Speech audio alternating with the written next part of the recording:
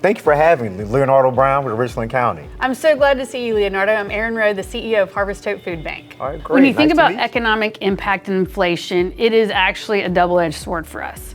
On one hand, there is food price increase from inflation, so our resources get smaller, our buying dollar gets smaller.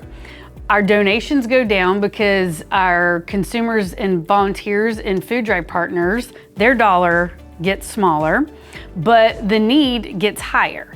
We actually are the largest food bank in South Carolina. Wow. We cover 20 counties from Greenville all the way down to the PD. We have 3 distribution warehouses, one in Greenville, one right here in Columbia, and then we do have one in Florence. So this is our main hub. Harvest Hope Food Bank did start right here in the Midlands in 1981 as a small food pantry, but it's grown into a 20 county food bank. And right now, and this is across the nation with the 200 food banks that are part of Feeding America's network, we are seeing demand that was at the highest level of COVID right now. And the food supply is shortened, but our demand is at COVID levels.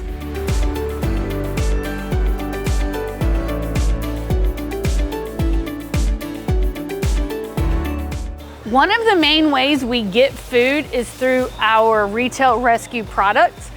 And what that is a relationship with our retail grocery stores, big box chain stores, manufacturers. As you saw going through our warehouse, our shelves are pretty bare, and that is replicated at all 3 of our warehouses. It's just, the food, it costs more money, and gas costs more money, and electricity costs more money. So the remaining funds that typically people use to donate, it's just a smaller bucket. That all affects our food coming into our warehouse. And you can see our warehouse is empty. That also affects the people that need food from us. The lines every day are getting longer and longer and longer. When you go into the summer months, that's usually a spike traditionally because kids are out of school. And things just cost more in the summer because your air conditioning's on. Our volunteers are the lifeblood of Harvest Hope Food Bank. As you saw when we walked around, there's lots of different activities that have to happen to help our neighbors get fed. And activities could be packing boxes. Activities could be looking at all of our retail salvaged food. Activities could be actually working in our own site emergency food pantry to distribute food to our neighbors. We do need food, and it's a great way to bring communities together is to do a food drive because it goes right back to your community, and we need volunteers.